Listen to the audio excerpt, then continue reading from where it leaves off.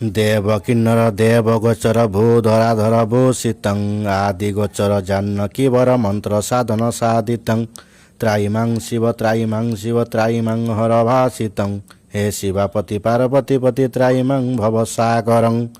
आज शुभ पवित्र आश्विन मास कृष्ण पक्ष नवमी तिथि सोमवार रे विश्वर समस्त भक्त मान जो मान प्रभु को दर्शन करुचंती नाम गोत्र उच्चारण करी प्रभु को आशीर्वाद भिक्षा करंतु।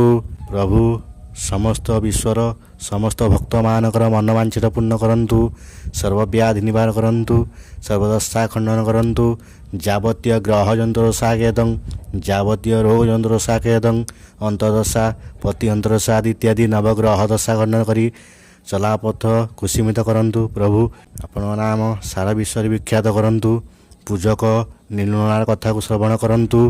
प्रभु गुआबसा भक्त मानक मनोवांछित पूर्ण करंतु। नमः शिवाय आनंदेश्वराय पश्चिममुखाय आनंद एक बार हरिबोल।